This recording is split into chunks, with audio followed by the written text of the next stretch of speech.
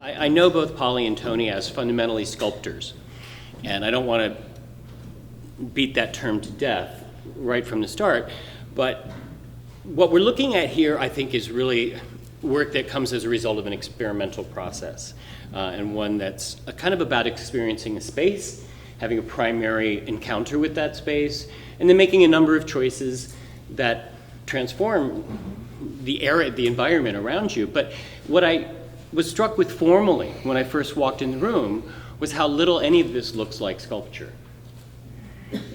In fact, it seems almost determined to disguise or camouflage the sculptural aspect of its appearance, by which I mean that certain components that I relate more to two-dimensional work, the emphasis on linearity, the kind of strong rectilinear aspects of the work, and I guess above all, its emphatically planar dimensions seem to, they just seem to refer to a different way of thinking about sculpture, and how sculpture is not necessarily a phenomenon of mass or volume, but can be about an implied experience that is primarily perceptual in nature. And I know this isn't headline breaking news, but somewhere in that scope, do you want to address what I I'm think getting it's at? about a dialogue, and what I really like is that it's a spatial dialogue, and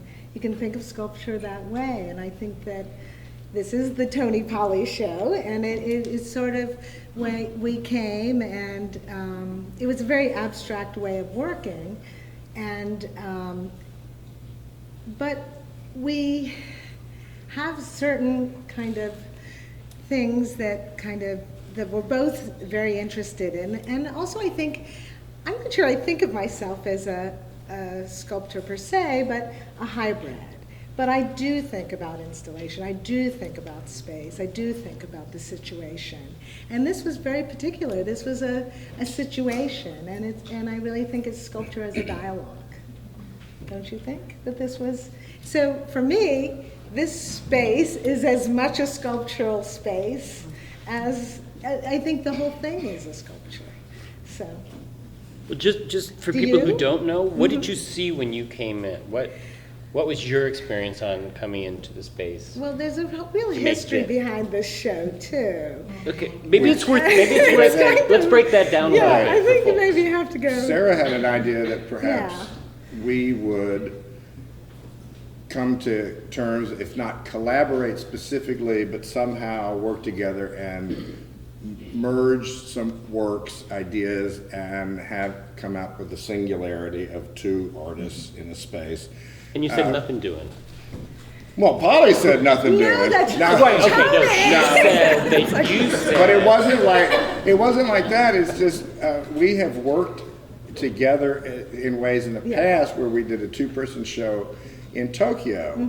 But we had lunch twice before we went, but it wasn't a collaboration in terms of like working together. Yeah. We just had a conversation, and she had work that had a certain necessity, and I had work that had a different necessity, and it turned out she was on the floor physically, and I had a work that was hanging, but yet hers floor pieces in that case were kind of about sky and clouds, and my work became celestial, so we had the space that was above the clouds but between the stars, and it was a great collaboration. How long ago was that?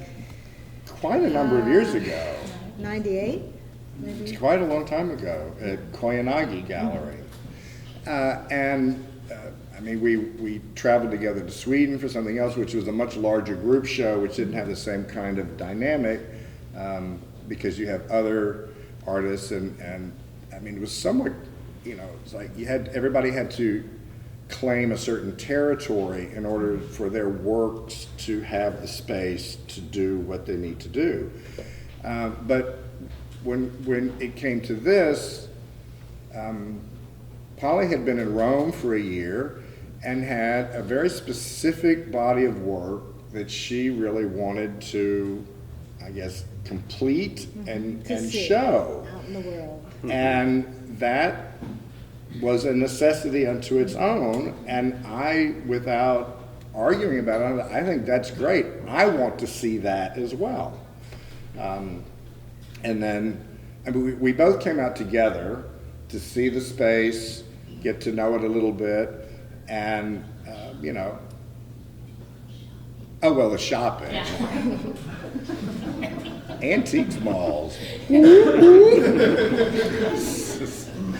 But we came to this place very quickly that we both saw different things about the space that we wanted to do that maybe didn't necessarily were Yeah. gonna fit both together at the same time. And as you see this beautiful, like, old mattress leaning in the window now, when the light I shifts, think you they kind of should- like, you don't yeah, get I think you anything, should like, turn the huh, window, what the happened? lights off and on, and you can get what's But going I on. saw these windows and I thought, this is the largest opportunity for me to exploit that, I want to say technique, it's not really a technique, it's a mechanism to block out the view and take advantage of glare and light that's coming in. Because the worst thing I think that you can have in a gallery is a view out the window. I don't want you looking out the window. I want you to look inside and say, so a view, babies, and pets, forget it. The art, nobody looks at it. So in 2001 at Bard College, I first developed this idea of how do you take advantage of the glare and make something out of it, and the tape and blue bags was it. So we both had an agenda, but they weren't mutually exclusive, they just needed some separate space. And then as that evolved, then the idea of, well, sort of at the end run of both of that then maybe we could merge something. And so it, in a way, the collaboration, it just took 6 months and 2 separate exhibitions to come to that. So this was a given. Well, Polly had this, so it was a given when we came back, because it was decided to You'd start with that. leave this up. Leave it up. And leave this piece up. The other components from what I had done were taken down, and Polly had embarked on this wallpaper, and I started to get wind of it a little bit, and I said, this is awesome, this is insane, it's gorgeous, I love it, go, go, go. And then I arrived 2 days ago to see, you know, this installed with the remnant, and then how do I contribute maybe something new? And it was a piece from Sarah's collection, and I just thought the hand-drawn line on the wall, it's going to literally knit both ends together. The kind of the phenomenon that the colors of the push pins have a direct relationship to the color palettes here. And it's just one of these things that synergistically just work. I was told it was going to be downstairs and in the back room, and I said, oh, that's fantastic. I think it should be on this wall as well, Polly's work. To see it, Yeah, that was a to great see it uniquely idea. as surface, but as painting or mark making, or, you know, wallpaper is just another means. If you stretch canvas and made painting on it, you know, really what's the difference? But I thought that this would be key to integrating our two ideas such that it's not she's down there and then back there. But this really provided a way that it crossed over. And if you're here during the day when this piece is glowing, there are aspects of, on this wall, especially the ink on the black catches the blue.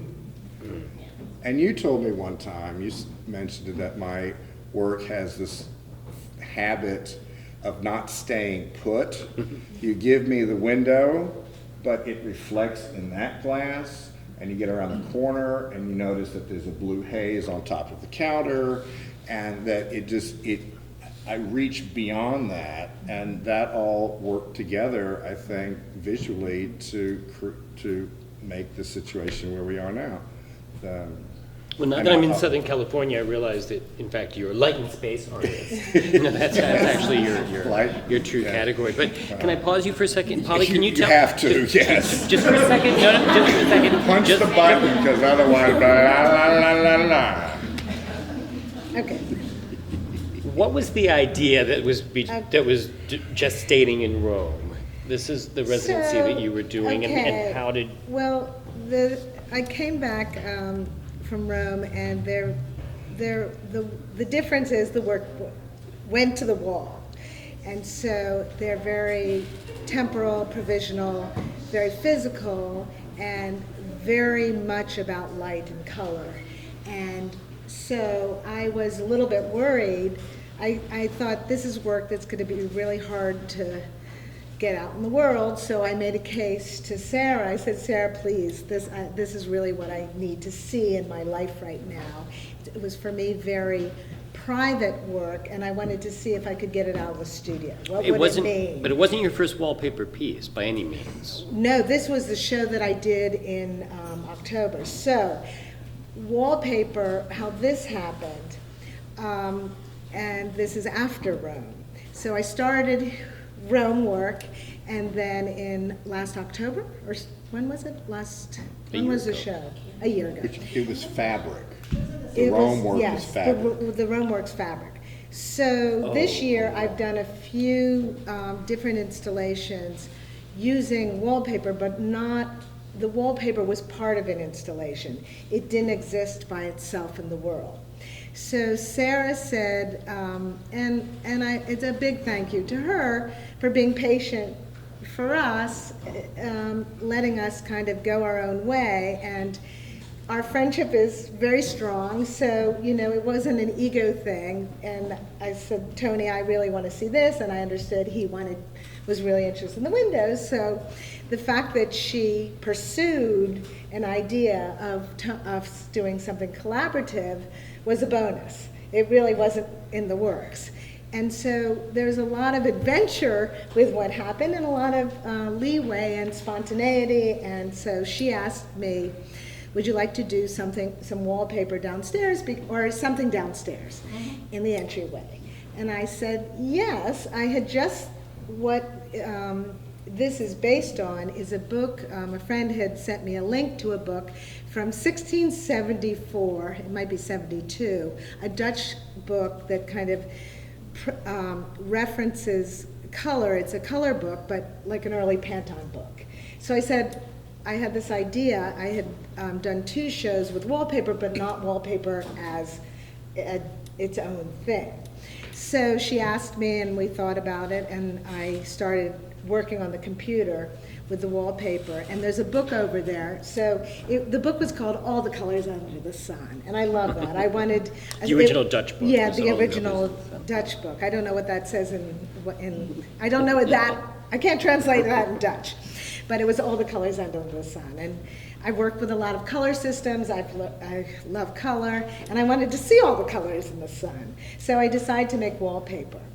And what happened, I was working with my assistant, and we were doing this, making a book of all the colors from the book. We hacked it. Don't tell anybody. Uh-oh, shit. I'm going to be arrested. Don't tell it. So we changed it. So I made a book about that and the wallpaper. So, but where the lines come from is we were working and making, all of these were made, and you can look over there, there was a plan, and each downstairs we mapped out each plan with the colors from All the Colors Under the Sun. And then Dan, my assistant, just took them. I said, I really don't understand. How did you come up with these systems and patterns? I want to tell people, and I want to see it for myself. And he took a magic mark and he just went like this. I said, oh my God, that's amazing. So that's how the black lines come. And it's almost like a graffiti line, but it really makes sense. He started here, and you follow this, and you can follow his thinking. So the book was the original order of the real book. And the wallpaper, we just went crazy with the patterns. And the lines came after that. So the reason it was wallpaper to begin with, I'm sorry, I'm going Okay. to put some words. It was so that you could see all of the Yes. colors at once, so that they would all be present. Yes. So the only wallpaper was the only Yes. way to do that, to Yes. include all the options on the grid. Absolutely. And then the black line is simply you It's a- going over the line that your assistant described Yes. to you had been the otherwise hidden system Yes. for how the colors were arranged. Yes, and I love that idea that it almost looks like this kind of crazy graffiti line that somebody just came in here, and there's, on one hand, it's the key, and it's a system, but on the other hand, it just looks like, somebody went like, and so that's what was so interesting. But I think what's important to this installation, it was supposed to be downstairs, and that the dialogue sort of happened as soon as Tony suggested, why don't we do this wall? So for me, this room is very important to the installation. I love downstairs, the kind of purity of that, and especially this one incredible large span of color. But for me, it really came alive, and if you stand in front of, his pink lines really activate this wall. And it's really a wonderful dialogue, I think, the little room with a piece of Tony's, and that was just a serendipity. And of the piece that's in the little room too. Well, it was serendipity, So- but another thing that I really liked about this whole process is we are at someone's collection. And that individual wasn't trying to tell us what to do, but in the same way that curators are a part of the process that we all engage, so are patrons. And clearly, collectors have points of view, which you can read by what works they're attracted to. And I was interested in hearing and knowing what Sarah thought about the works that she owned and the new works that we created and how they all interacted. So it was, it was a group thing that was going on, but nobody was pushing anybody around. Yeah. It was a really gentle conversation. And of course, you tell me something, you're gonna say, over this wallpaper, and they sent me a little PDF sample of like what was going on. I'm like, oh my God, I saw this thing. I was like, she's crazy. It's fantastic. I'm loving this so much. And I put together in my mind how I would install her work, this work. And when it was said, well, maybe we're gonna put it in the back room, I said, yes, you have to, because I somehow three-dimensionally, spatially saw that. And I love the containment downstairs. And then I saw it coming up the stairs a little bit differently than reality, because honestly, I didn't really remember what the staircase was actually like. But I saw it and I thought, I need this wall to have that in order to really bring the dialogue together.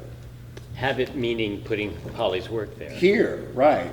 And otherwise it's just, okay, then it's downstairs and then back there. And if you're over there, then my room is up here and she's back there. And that wasn't interesting. So just to clarify things a little bit, besides being a collaboration between the two of you, the entire exhibition is also something you curated? Well, Dan, He's brilliant. you've said many times that, everything is about me. Or you actually what you said, Tony, Well, when I not said it, I everything meant- is about you. And Said I that too. said, yes, it is. Duh. Yeah. I mean, everything is about every individual artist. It's just I think sometimes. this is what yeah, I love about this is that, and I hope you'll all come back and experience the room without chairs in it, but it really is a space that you want to be in and experience. I think it's experiential, there's a real tactility, and both of that, I think we have that in our work. There's a karma in this room that I think is something that both of us have look for, and a dialogue, a karma, a kind of journey, and I think this was an adventure. It was, absolutely. I should say thank you. The people who actually installed this, it was crazy. That's the crazy So you agree with him part. about the crazy part? Yeah, I do. It was also, you try and install something like But, Dan, every time we've worked together and you've given me an opportunity, it's never because, oh, I really like that piece of yours, I want to put that piece in this show. I think you, Tony, as an artist, makes sense to what I'm doing, and I want to give you an opportunity. And several occasions, you go on a site visit and you see the site, and then he would say, well, now what space in the building, in the museum, did you want? I said, well, I'd like that space. He goes, oh, no, I have to put a video in there. So it's like, what else? And I'm like, well, I like this room over here. He goes, no, something else. No. So, and I said, well, then why did you ask me? What room do you get? He goes, you get this room. And you mean the most difficult space in the entire museum? And he's like, yeah, that's right. That one's for you. That's for you. And it's like, but, why do you torture me like this? And he says, because I know you will rise to the occasion, or in the group of artists that I'm working with, you're the one that has the possibility to push yourself to something completely new, a whole new place. And I've been very fortunate in that way. And that's how generally I work. When we were here together, Polly and I'm looking at the space, it's like, well, there's something very obvious, I should do the windows. And it would be the biggest piece to date, the most ambitious, and I spent 6 months trying to convince myself of something else. Talk yourself out of it. Yeah, talk myself, because it seemed obvious to me right up front. And then I thought, what are you doing? This is an extraordinary opportunity. I love doing these pieces. And if some of the young people who helped finish around the border are here, thank you very much. Because it's one of those things, you come back, you're like, wow, it's a lot bigger than I remembered it was. Woo! But it was this opportunity that I've been doing this since 2001, and it's the first time that I combined all the different structural elements of the rigor of the grid, these starbursts. You can't see any of it right now. There are these little chip-torn pieces, like little shattered glass, which I call the brain freeze aneurysm, because I'm going to have a stroke if I keep covering this thing.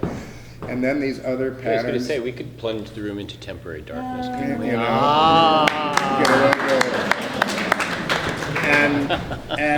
And I just said, go for it. And there are moments, I don't know how I got those patterns, but that's kind of the point, is it's not to worry about it too much, just let it go. Of course, for me, thinking, you were talking about sculpture, I don't know that I don't necessarily have to call myself a sculptor. It's just I wind up with stuff, so it's not a painting, so it's been called sculpture. But the painting that I abandoned was moving three-dimensionally, so it's kind of going that way. And when I finally went to the marble in the jar or colored liquid in a row of bottles, I understood that better than the painted surface that I was trying to work with. Well, now, some 25 years, 40 years later, back from the Coolidge administration, these surfaces are, is that sculpture? There's an applied three-dimensionality, there's a reality of the three-dimensionality, but it's also a flat two-dimensional plane. So have I finally come around to be a painter, but without the traditional tools? And I don't know, for me, I don't know if those definitions are that critical. I know that people who are painters think it's critical, but, you know, painting ain't painting anymore.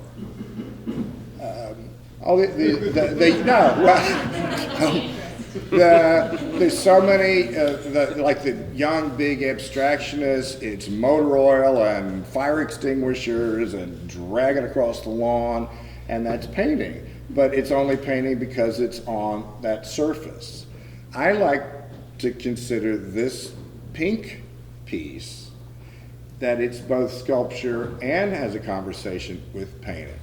It's planar, it's flat, yet it's dimensional, and it's not a room divider. It has no function other than an aesthetic experience.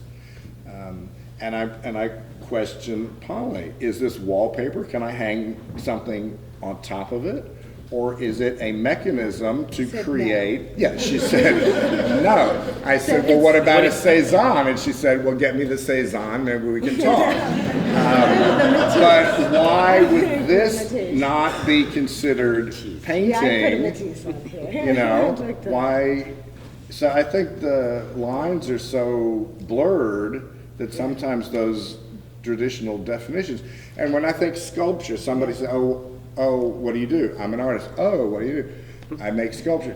Oh, my sister's a sculptor. She welds or, you know, hammers stone. Well, I don't do anything like that in a traditional way of what I think the actual language of sculpture, meaning to shape some object. So, Right, but even within that realm, and I'm, excuse me if I'm seeming a little pedantic about this point, I do think that sculpture very often takes the form of stuff. yeah. Stuff, you know, something I think stuff, for but both Something you can artists, knock he's over. more of a sculptor. as you're backing up to get a better look at a painting. I think he's more of a sculptor than I am. I'm pretty flat. I said I'm kind of a, I've been called so many different things. A painter with problems, you know. A painter with problems. A painter with problems. Not issues, problems. Dyslexic artist. So many different things that, but I like the term of hybrid, but I think that you do make more objects than I do. I've never been really object-oriented, but also provisional. I think both of our work is very provisional. And in the sense that, do you think yours is? You are more object. I'm more, It winds up that way. Yeah, but I think that we both use space. We both work with installation, and I think this is an installation. And I think that, to go back to something Tony said, that, you know, this was pretty planned, more planned and delegated, worked on the computer and all of that. But once we got into the room, there was a lot of leeway, and there was a lot of play, and there was a lot of, and I think it was interesting with Sarah too, you know, there were certain things that we were thinking about. Usually I am on the floor, but I really wanted this room to breathe in a certain way and feel in a certain way, and that's, I wanted this, which was so new to me. I had no idea really what this was going to look like. It was, you know, you make it on a computer, you give it to, you know, it's printed, and for me it was a lot of delegation. I usually work, I'm a real hands-on artist, so people know I come, I like to tack something up on the wall, or I throw something on the floor. This was a very different way of working. But we both, you know, came here and we hung out in this space and tried to feel the space. And that's, I think that's really important. The line of push pins really started the dialogue and the connection. And we were sort of, well, I had these Power Puff piece, floor piece, and, you know, I would love to show that, but I really think that we've both had to have this kind of dialogue and discipline of, doing this installation. At one point, there was talk about removing this, but I love the relationship of I love this empty space too. I think and whether it's sculpture or not, I don't really care. I just love the dialogue of the space. I think the whole, what we did is hopefully make the whole space a sculpture.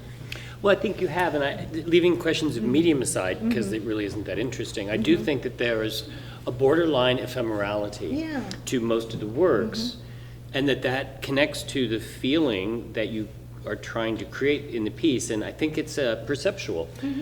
It's an interesting perceptual conundrum, because the sum of the visual stimuli in the room are what actually are creating this feeling that you're talking about, but it's because of the non-object quality of the work.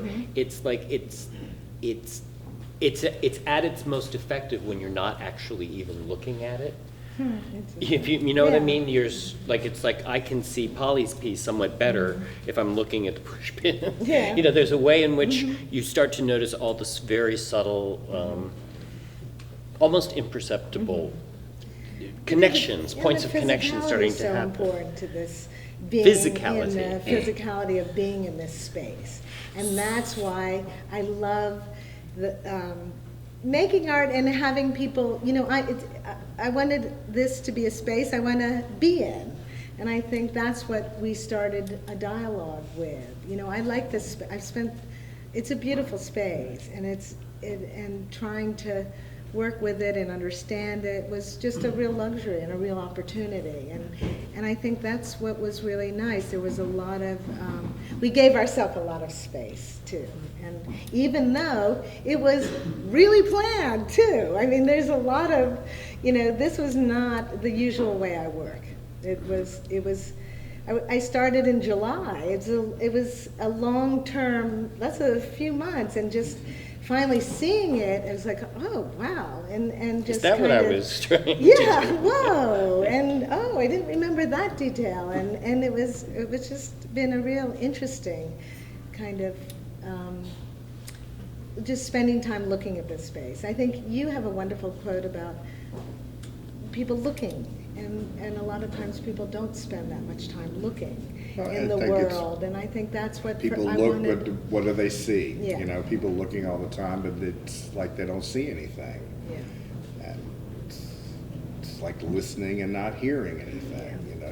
You do have to allow yourself this place and time to take in a work of art. And I was just a few days ago, I just came from the Utah Museum of Fine Art in Salt Lake City, where I was asked to do a piece in their Great Hall. One of the more awkward, odd spaces I've ever seen. It's 52 feet tall, and I don't know, 40 by 70 or something. It's just the proportions are very weird, and it came with certain limitations.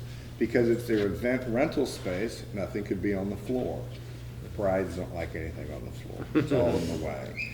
And the ceiling is basically, it's 52 feet up, but it's just a kind of a false sheetrock thing. There's no structure, so there's no weight. I mean, I guess if somebody gave them a fabulous calder, they'd drill through the roof and put a pin in it or something.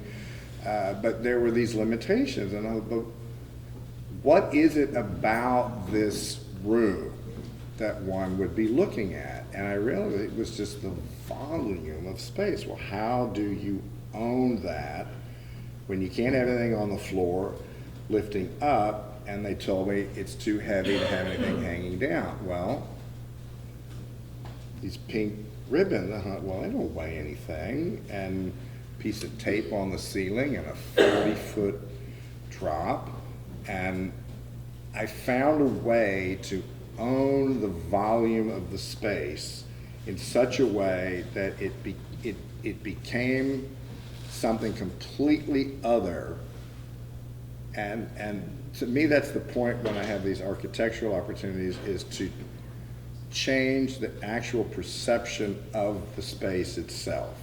You're not simply looking at an artwork, you are within an artwork, and the space itself has changed how you understand it and how you interact with it. And the flyer that they made, the thing, you'll see it, there's me laying on the floor. I look like a beached whale down in San Diego, you know, like, oh, what have I got myself into, you know? But I was really looking up, and I thought, you know, I need to think about this way. Turn the space upside down, and then I had a vision of a kelp forest, like off of Catalina, and how that comes up and up and up and up, and it all sways, and I'm like, oh, that's it, that's it. Now just flip this around and let it hang down. So, I guess it's all about me, because I just went off on some tangent and didn't really have anything to do with it. But it's about looking and sensing and understanding a space and figuring out what's the trick here that I can use with my repertoire of material, and stretch that knowledge and material use to something new that I had never done and never experienced myself. And the gallery, the museum, has a big ground floor footprint, but the main collection is up on the second floor, which is really the third level up, and has these odd big portals that look out. So you could be in their modern contemporary wing and look across, and there's a beautiful Chakaya Booker piece, but beyond that are these Pink ribbons that are just kind of dancing, and you have in European painting, and for some reason they have this kind of fabulous equestrian bronze of Louis XIV. Why did they have that? I don't know. It's kind of great, but you look beyond him, and then here's this thing, and one of the guards was saying in the afternoon, because there was a window that's a part of it. So basically, what I kind of had this dream about what was the Great Salt Lake, and that maybe this is the kelp forest that grows in the lake, and that the blue is this poisonous water. But he said that it reflects on the gilt frames of some of the European paintings in the afternoon. So again, this piece doesn't just sit in the room.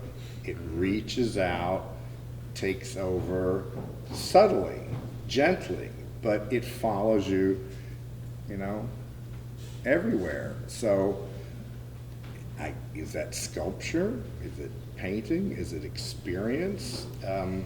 You know, Well, I want to say that, you know, one of the things that, coming back to the spaces and kind of the idea of a space, is what I really love about this space is a public-private space. Public-private. Public-private. So you have this sense of private, but also the public.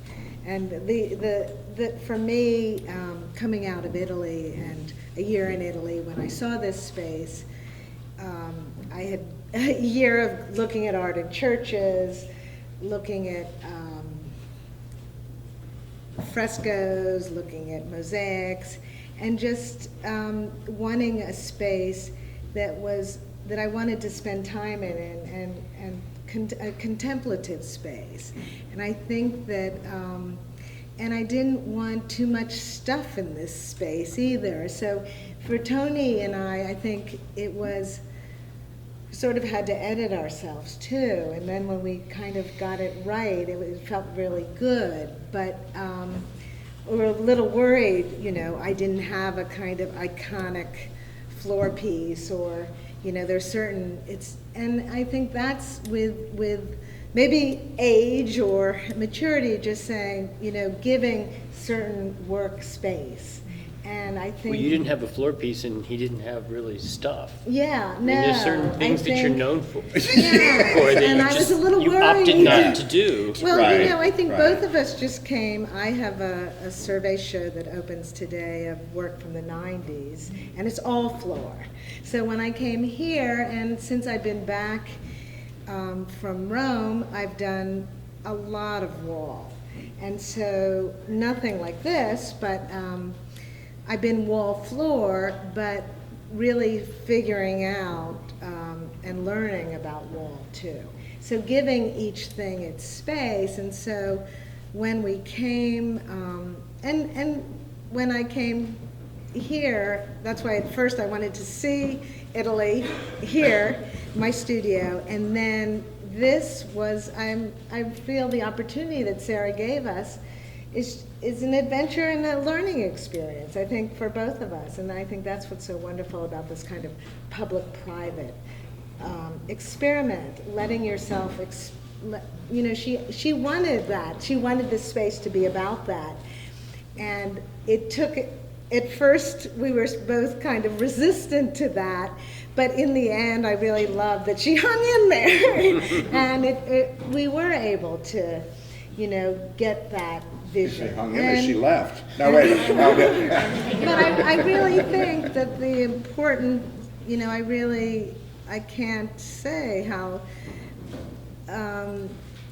important this opportunity was, because if Sarah hadn't said, oh, do you want to continue this experience, this wouldn't have happened. And it's a very different, new adventure, experiment, and we got here, and I'm very happy about it. It was a really challenging, and Let me ask you one more quick question about Please. receptivity, and then I want to open it Sure. up if we could.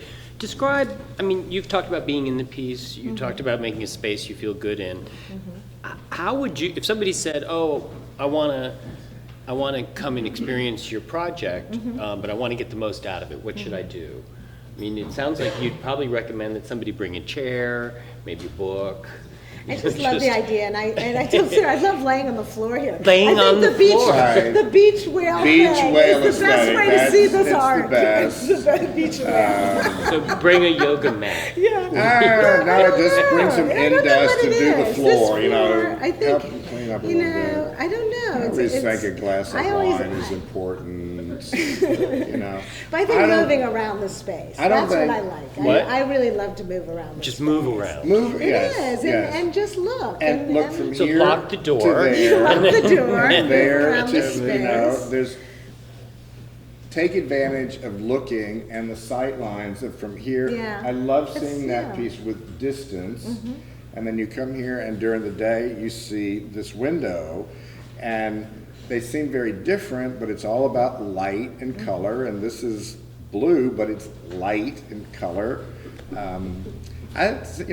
Museums are great because you can go and look at something, but I think art is to be lived with and experienced. And whenever you have the opportunity to go to, well, your house or yours or mine where there's some art, or a collector's house, and you can have a glass of wine and lay on the floor and really experience a work of art as part of your life and not like, get away from there, don't get so close, Or I have to look, I have 45 seconds to look at this artwork. Right. Before I have to move on to the next and it's artwork. that kind Also, of like going to both of us- galleries in Chelsea or something, and Yeah. you walk in and you have 35 seconds and then you're on to the next. Well, it's a way of looking, but it's not experiencing, and I just love on the very rare occasion if you're invited to a certain type of museum opening where you actually can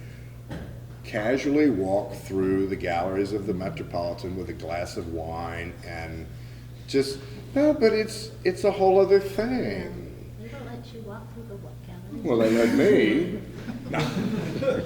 I think what There's he's certain, saying. certain I know what he's I know saying. what I he's mean, saying, too. I if think you get that- invited to a trustee's opening, because they walk around and do anything they But want. I It's think like, I that, paid for it, I'll do both what I of want us were to. very fortunate. That's- So we lived and No. worked, and I think that I work sometimes as if we both have kind of unconventional studio practices, but sometimes the space becomes my studio, and I work in a space, and I'll In real time. In real time, and I think that Right, 'cause- that's the difference between a lot of of artists. That's a similarity of how we both One work. of We it come, is we here, experience the space, And then you need and the place in order and to get it one out. of my favorite artists in the world, like Fred Sandback, I experienced Fred just coming to a space, sitting in the room, and with his little bag of yarn, and just thinking about a space. And I really feel that we both know this space a little. You know, it's not like we came in cold, and also without experience. We came in, we both did what we wanted to see in the space, and then had time and to come in and deal with it the way we deal with space. And that was a real nice thing. And so I think the collaboration, you know, yesterday, both of us, we were all nicely surprised how things, and there was no, you know, fist fights, and this year I've done 2 shows with friends and old friends. Tony's an old friend and another friend of mine, and there's so much, we just assume a lot. We just, you know, it's nice. It's a really wonderful thing to work with a friend, and I think this is a testament to both of our works and to a friendship. Well, I think you guys are such a great audience and such good listeners. We could just pretend that we're up here by ourselves with no one else and go on. But I think it's really the time to open it up a little bit to questions, because we know they're out there, and that's number one. Yes. My name's Michelle, and I used to live in Perugia, Rome. This is more. Oh. I'd be curious, I felt like the color there was spatially oriented, and the light was very different. Can everyone hear what's being said? No. Would you mind bellowing? Or stand up, that would be good. I used to live in Perugia, Rome, and I felt like when I was there, the color was three-dimensionally oriented. And the light was very different, and the color almost jumped at you as you moved through the spaces. And so I'd be curious as to how the color there changed or affected your perception or use of color in general when you were there and when you came back. You know, because I'm an older, and it's like sometimes you can't, old dog, new tricks, it's hard. It totally did though, because I had one of the most beautiful studios I've ever had. It was this light-filled box, and I just would walk into this box, and Rome has just its own color palette. So it made me more sensitive to looking to light and color and place. And so I think I'm much more, and the 2 shows, I did a show got very interested in color and place. And I think my color sense got totally in tune. It just like went crazy. But then when I got back to New York, I'm sure there's still things, because I was pretty pop, and you always used a lot of really, really bright colors. And then the show that I did here, they're very particular to Rome. So I think it just gave me a new, more of a sensitivity to light and color, and just it just was an amazing experience just to look at Rome and look at the color, and just it was a great experience. So, but I still think this is a system of color. It's not mine, and I've worked a lot of times with other systems, other people's, and I'm fascinated about color and systems of color. But a particular body of work, I'd say, absolutely came out of Rome. Whether it continues and whether I'm not sure yet. It's just it's all happening really fast, and I'm really interested in what's Rome, what's not Rome, and what's Italy, and it was a wonderful experience, and looking at art. just every day. Gentlemen, first, or standing? Sure, Tony, I'm interested in your relationship with color, especially the juxtaposition between the blue and the pink. It stands out.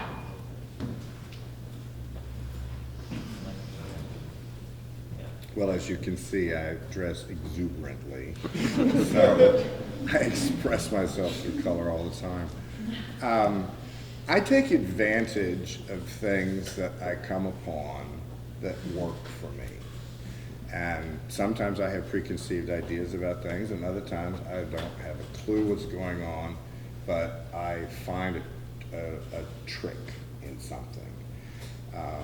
The piece that's in the back room, the stacked jars, that was really about being kind of a slob at home. I don't throw much away because it's kind of boring. I don't know. But noticing the glint of light on a jar and thinking, that's possibly something that I can do something with. And then the jar lids, and if you stack them, they just become these horizontal lines of color. Once I notice something like that, I kind of run with it. And to good or bad effect, I don't know, as long as it works for me, then it's there and it gets it in the world. You might ask, well, why are the windows blue? It's because 3M made this wonderful blue tape. And if I didn't like blue, I wouldn't do it. And if I hadn't noticed, probably like doing a painting gig, working somewhere, noticing when you overlap it, you get a color change. And then the phenomenon, if you will, of the straight line and the torn edge. And the straight line is a mathematic construct of human beings. It doesn't really exist. Even a straight line of carbon atoms lined up probably have some sort of bend. Light over space-time bends. So what's my joke? Torn, straight and torn. Yeah, no. And then the contrast of the organic torn edge, and these sort of things coupled together, this is just something really quite extraordinary embedded in this roll of tape. And can I exploit something out of it? This material, I began having, several years ago, I began becoming very interested in fluorescent color because I couldn't figure out what it was. It doesn't exist naturally on the surface of the planet, yet the only reason we see it is because the wavelength of light that lets us see it is in the atmosphere. There's just nothing for it to reflect off of.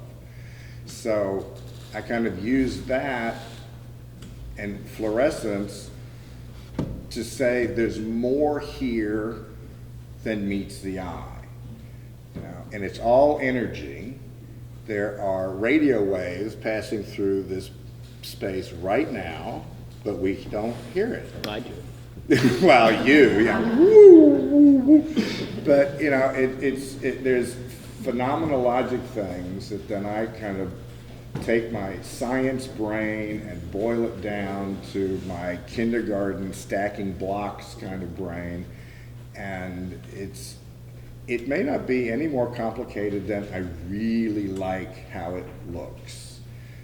This material, if you can believe it, there's high quality and low quality of the cheapest crap available at Home Depot.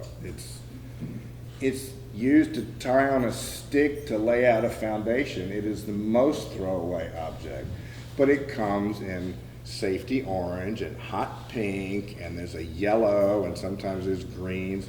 They're meant to be seen, right?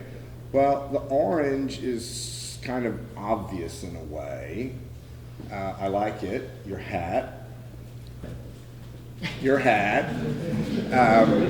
But it says safety, danger, warning, alert. And the pink is politically subversive, just a touch, because I'm a little bit pink, if not really pink. And something that I came to understand was, you know, so much of everything that we experience consumer-wise comes from China. Well, Christmas lights used to have a very specific palette when we were kids, right? Now, Christmas lights have pink in them. And they took out the unnecessary white bulb that I always thought kind of, it was so close to the yellow and the orange, but they added pink, and it activates all the other color in the line, right? And so then I'm thinking, well, you know, a little bit of pink in society is a good thing. And a little bit of gay thrown out in there, it's not a bad thing. Not a bad thing. And if I can, you know, stretch meaning out of something as mundane and useless, but look at the way it moves and how when there's still air, it's just flat and you get on the side and it's just a hair with how it just disappears, but just a breath. When nobody's in here and if the air's on it, when you walk by, it follows you. You know, air moves in rivers, and it reveals things that are obvious that we don't pay attention to. Did you have a question? I did. I was gonna. There was this. We had a nice conversation, or you guys had a nice conversation about painting versus sculpture, and I would posit that perhaps maybe both of Polly and Tony are doing. I mean, I wouldn't look at most of the work in this room, and I would consider it drawing. It's kind of intentional mark making that activates a space or playing, and I just was wondering if you would maybe both of you would talk about your relationship to drawing and how it relates to your practice. I remember the pushpin piece from the Armory, I don't know, 6 or 7 years ago, and thought it was an interesting line drawing, wall drawing at that time. And I will also just say that the window piece, you know, during the day is very active from the inside, but at night, if the lights are on, it's very active from the outside. So while you may not be seeing it in its full glory right now, I would just recommend people look at it on the way out. Thank you. I could say one thing about what these windows do, though, especially coming and going in this space, is, you know, when it's light outside, they're really alive that way. But I come in here at night and I turn and I look and I think, wait, what time of day is it again? And I look back there and I have a physical response to suddenly not quite knowing what time it is. I mean, obviously, if you look at it for long enough, oh, right, well, that's not daylight. But you do have those responses in here. And then I wake up in the morning and the light is beaming through there and I'm thinking, who left a TV on? This is so irritating. This light is everywhere. The light is everywhere. Thank you. It is everywhere. The light is everywhere. But that's just a little, go ahead. Do you remember the question? No, but I just want to say something about drawing. I'm sorry. I'll be quick. Drawing. Yeah, no, because I had an art class in high school, and we were doing still life drawing. I remember there was a Matisse Rosé bottle, a whelk, a shell, and a piece of ivy, and maybe a stick, a piece of driftwood. This is in Corpus Christi, Texas. And we're supposed to be doing, you know, and whatever, you know, and Mrs. Beams comes up behind me and leans into my ear and says, "Mr. Feher, your drawing is wrong." And she walked away. And, you know, I mean, my drawing of a cat doesn't look like a cat. If I sit down and want to draw, in my head, I want to draw a Titian cat on a velvet pillow at the foot of the Doge or something sitting there. But it's like,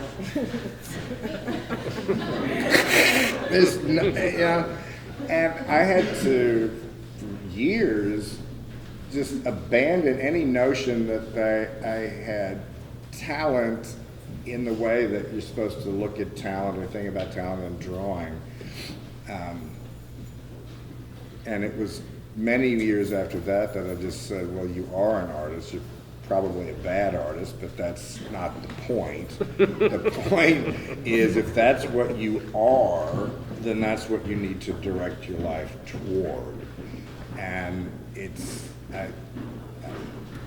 nothing to do with drawing again anymore. I think it's just that art, what's important is that as an artist you find your way into and then out of the morass. And if this piece is a way that I can think about line and drawing and color and horizon, landscape. I mean, I'm a landscape artist, ultimately. It's just, it's an urban landscape. You know, the world is not just pretty pictures of Mount Hood in the sunset, you know? It's not. It's not. Could Drawing's be, very can be. important to me. I did a You show had to say Mount Hood. You just had in to. New York It's right this over summer. It's there. all You drawing. can see it now. I don't, so, but even the floor pieces, I think I've been known to say, cutting is like drawing for me, and so, but drawing's really important. It's sort of the structure behind my life, and I'm always, I draw a lot, but it's not what you would sometimes, what people think, what I say is a drawing. The categories in everything that I do are very blurry, and so, but drawing is, and you know, there's a line, but I really value, I think that it's something a lot of students, a lot of people keep in the drawers. I'm like, oh, let me see your drawings. But I think it's important, and it's something that I love. And I just want to say, apropos what Tony just said, I'm not in any way trying to refute your statements, but I've been to your studio, I've seen your drawings. I love They your exist in the drawings. hundreds, if not Yeah, thousands. yeah. They're very delicate. They're But they quite don't look like beautiful. Titian. I have a drawing. They don't look much like Titian, it's true. Not much, but Or El Greco. I like your drawings too. I like I his like his drawings drawings. too. Any more questions, please? Yes, thank you. And then you, but first her. So, thank you for the conversation, it's been wonderful. So, my question goes to you, Polly, in relationship to the lines in this piece, and a piece that you did at the beginning of your experience here at the lumber room. And in that piece, there are strings that went in front of the fabric, which becomes a line as well, and it also changes the way you see the color that resides behind it. Can you talk about it? Is there a relationship between the Oh, totally. And I think that why I really responded to Tony's piece, and the show that I did in New York had those lines where I pulled the lines out into rows and with handmade beads. And for me, I think it's a new spatial thing. I never want to be just on the wall. I think I need to engage that in-between space, and that in-between space is so important to my work and who I am, whether it's on the floor, whether it's on the wall, whether it's fabric, whether it's clay, whether it's wallpaper, that in-between space. So this is, you know, I'm very happy to have Tony's lines there, because I think that my hanging lines are kind of, maybe they're my crutch, but it's a space that I like, and I think it's that in-between space, and where I'm not a straight painter, but I'm painterly. I'm not a straight sculptor, but I'm sculpturally or whatever. So I think that those lines, they came from Rome, and they're developing. And when I did the show in New York, I said, I don't want this to be a normal show with just stuff on the wall, and the beads were the thing that really, there were 3 lines, that kind of a grid that really activated the space. I'm still interested in this space thing, so. You had a question, didn't you? Polly, I was interested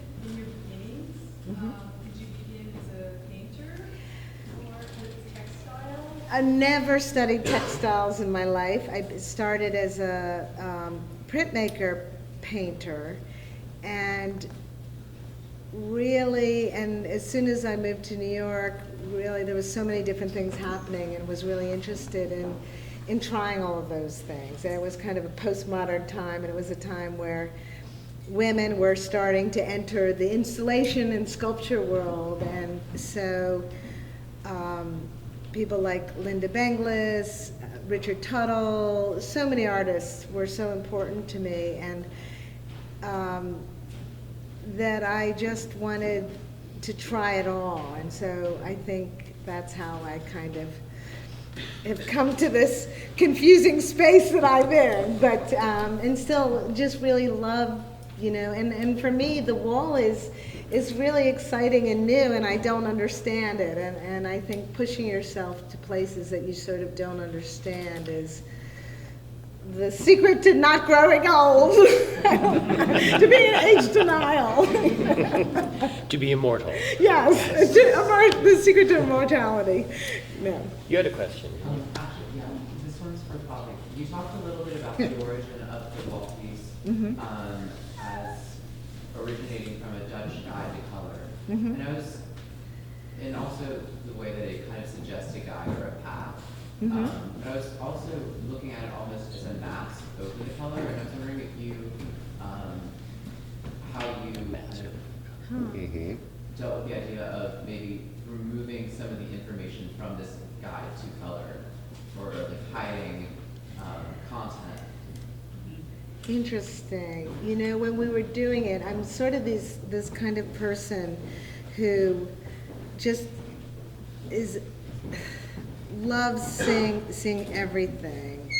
And I thought by kind of being so, it's kind of a violent act, I thought this was a way, and it was interesting because we did 90% the line so that you can see some of the color through, and that was an argument. It was like a decision. No, no color, you can't see anything. And I think if you look, and it was a really important decision. So on one hand, I don't know if I'm answering your question. I don't know my question. Yeah, no, it's a really interesting experience. But, you know. But you're talking, and that's but good. I really, you know, I love seeing all these colors. It's like all the M&Ms I just want all the possibility.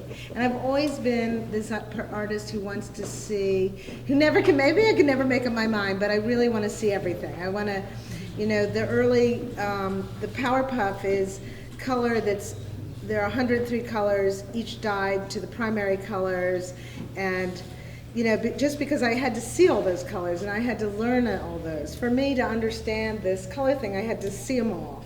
And then what I like is there is something kind of negating. This black line is negating what's under, but I think that's also bringing it forward too. So it's revealing and it's also concealing, and that's it also like adds to the colors. yeah. You know what? It does. Yeah, no, but you know what? That was like, you know, as an artist, you're going boom, boom, boom, boom, boom. As soon as we saw this, it was a no-brainer. But you have to, as an artist, go, oh my, we almost didn't go there. You gotta go, okay. And I remember I told Sarah, I said, change of plans.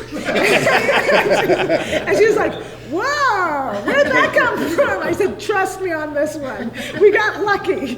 You know, that this line, I think it just made the work.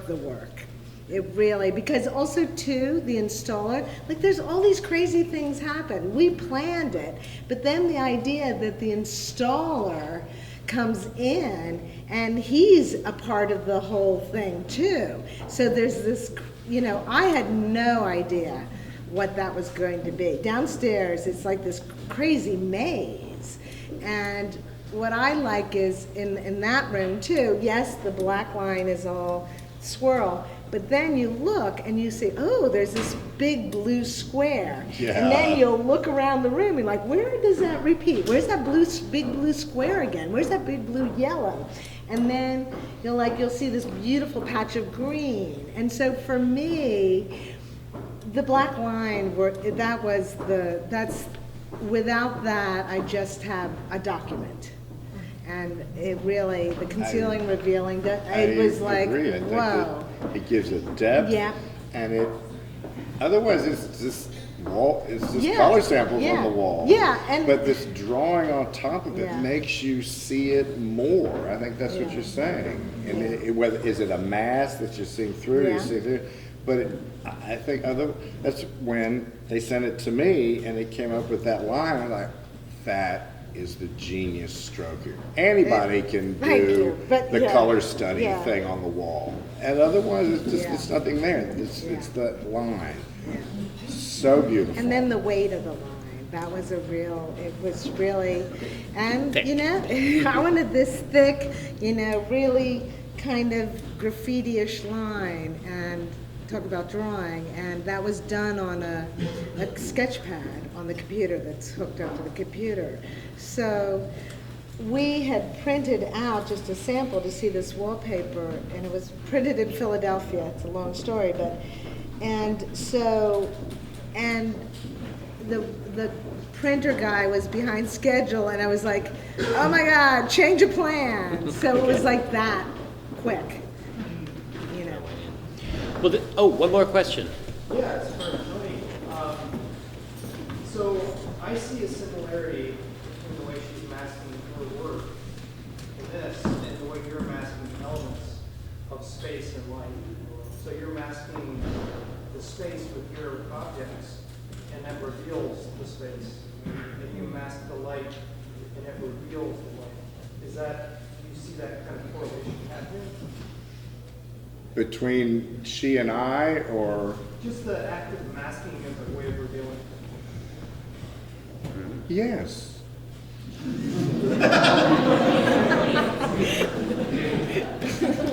Thank you.